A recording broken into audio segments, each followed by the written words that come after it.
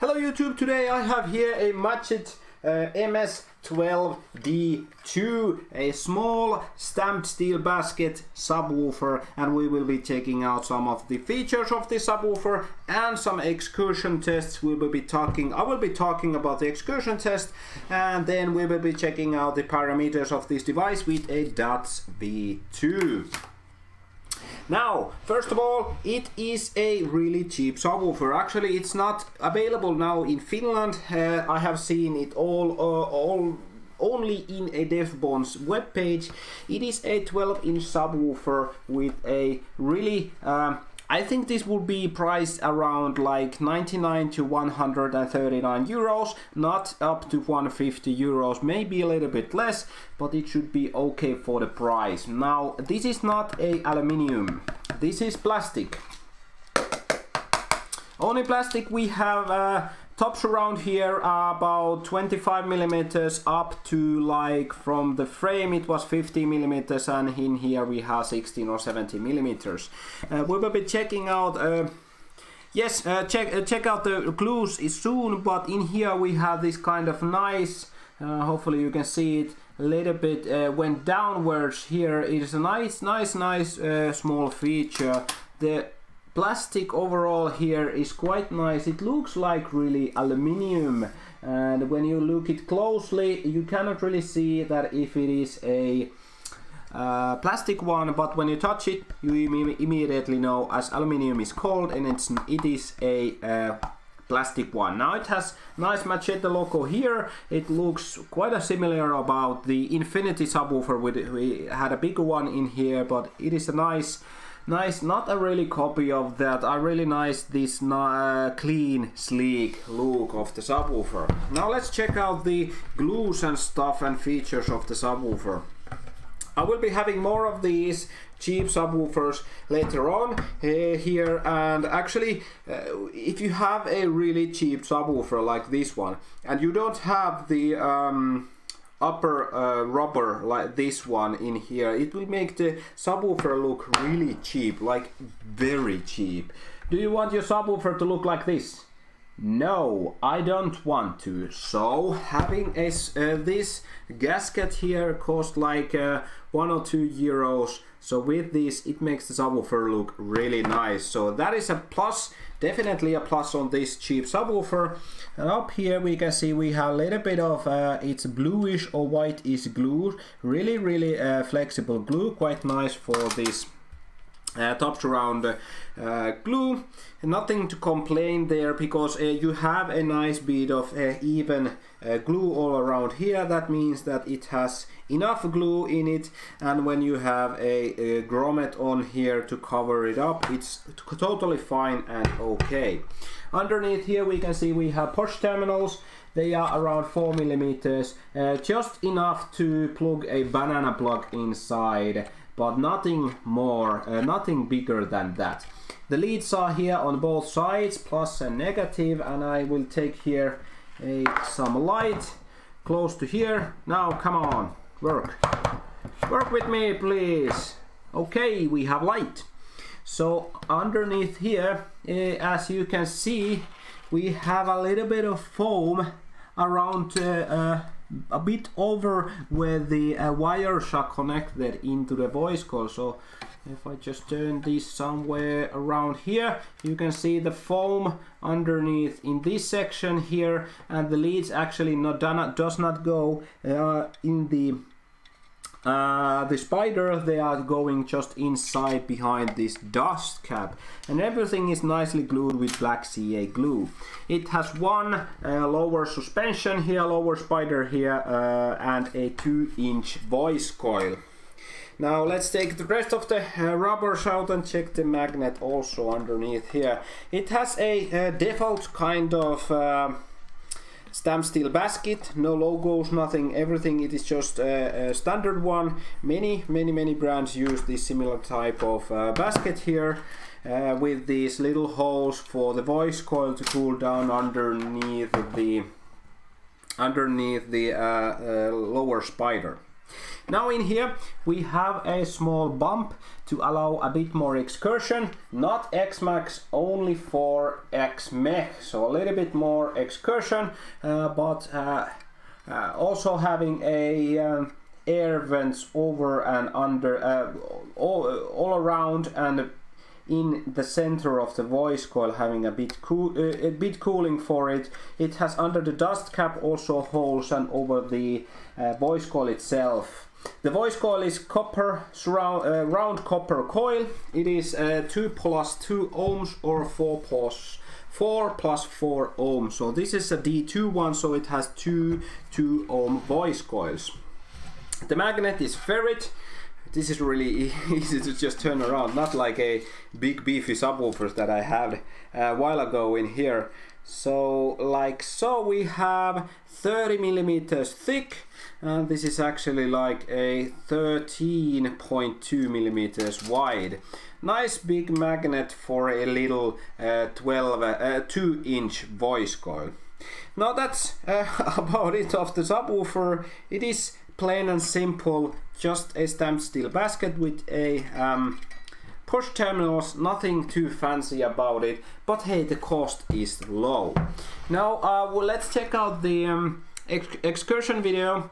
So let's change the channel to this one. I think it was this one. Yes, as you can see, I tested it with quite a lot of power, and actually on the video you can see up to 8 to 10 amps of amperage in it was connected in 1 ohm with the 4000 watt amplifier, and you can see really nice excursion there. Actually, if you really pay close attention to the top of the surround, you can actually see the frame a little bit wiggling around when it's at full tilt. So that means that the steel basket should be connected on every screw all around, so that it can be firmly connected onto the baffle of the enclosure.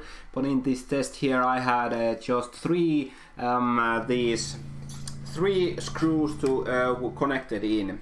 And with the high excursion, it did not break or anything. It only started to make a little bit of a mechanical sound, and with that mechanical sound I usually stop of this test because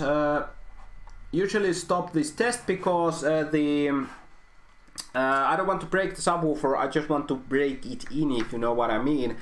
Just a test how the excursion works and how high you can put the maximum excursion without having any external noises, and it did it quite nicely with a only 8 to 10 amps of power of the amperage.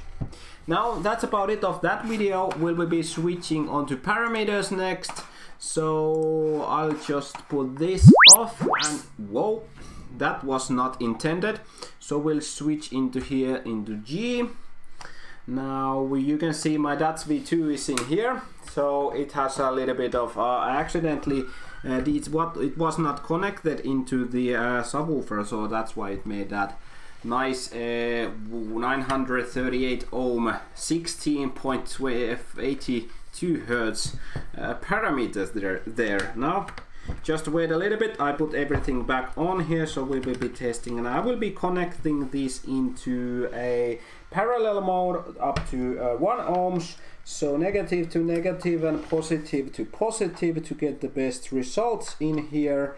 The voice coil actually, as it is a 2-inch voice coil, it can hold up to like 500 watts in peak and 300 watts in RMS. So it is a quite of a small subwoofer, but capable of doing quite nice excursion without excess noise or anything like that.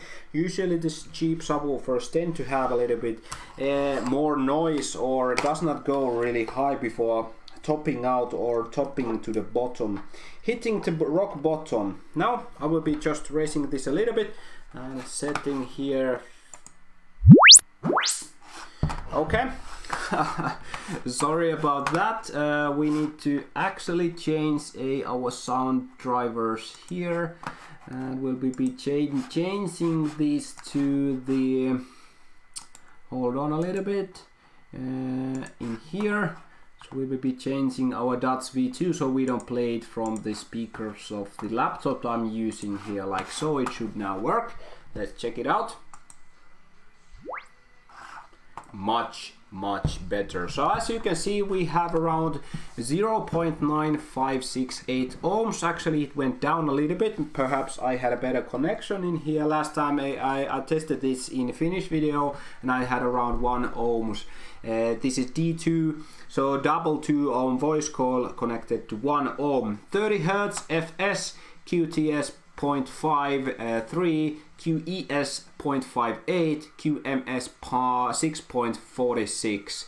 So it's around the just the normal parameters for a single driver. Now I would suggest this subwoofer to be a kind of a best in budget subwoofer. There's like nothing wrong with it, but its capabilities runs out quite soon.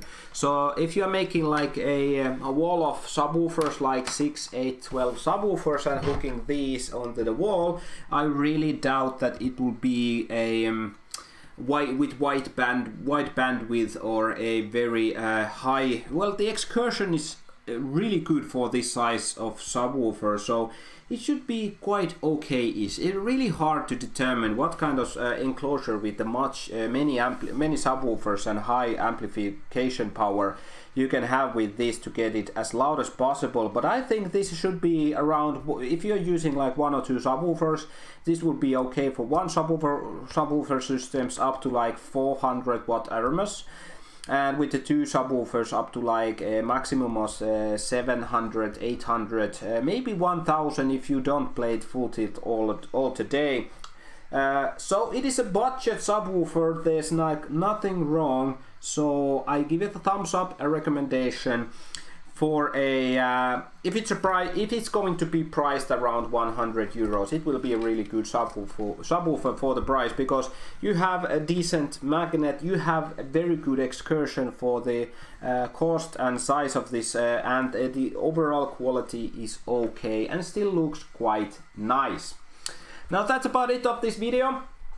What do you think about this Machete what is this subwoofer? Do you like these cheap stamped steel subwoofers? People nowadays usually make use many of these cheap subwoofers with a lot of amperage, lots of amps with it, but I'm not really fancy of that idea. They tend usually to be a little plain in the sound and does not really get that oomph that big beefy subwoofers have. This might be a different for that, but I actually really doubt it. It is a good for a budget build, 1 or 2 subwoofers up to like 140 decibels at maximum of 2 of these subwoofers. Probably you can get it a bit louder, and the FS is down enough to play it with the low tones and good sounding low bass. A 40 liter box with a 4-inch, maybe 6-inch port tuned like down to 32 Hz, 35 Hz should be okay for this. But if you are making a bigger box than 40 liters, like 60 to 80 liters, it should be, I think it will lose control in the lower notes really easily and in the higher note really easily, because the small magnet down in here, and the small voice call only can handle a 250 watt RMS as in heat, so you will be not feeding it a lot of power before it breaking it down. Well, it is a copper coil, proper copper coil, so it should hold quite a lot of heat, but there's a limit for everything. For budget builds and for cheap 1 or 2 subwoofer systems, the maximum of 1000 watts for 2 subwoofers and a 500 watt for 2 subwoofers. This should be okay for the price of the subwoofer. What do you think about this? And leave a message in the comment section and check out the link when it comes available. I will be linking just the DevBones page for this, and you can check the parameters they have measured and compared it to what I got in here. Now this is not a fully driven in subwoofer, but with one spider only it was really easy to get the max Excursion. Just a little bit test here. If I push it all the way down, it will not hit the back plate and it will not deform the surround there. Quite nice feature for this cheap subwoofer. Yes, like if you like this, like if you dislike, and we see you on the next video. What do you like about these Stamp Steel Basket really cheap subwoofers? Leave me a comment. See you. Bye bye.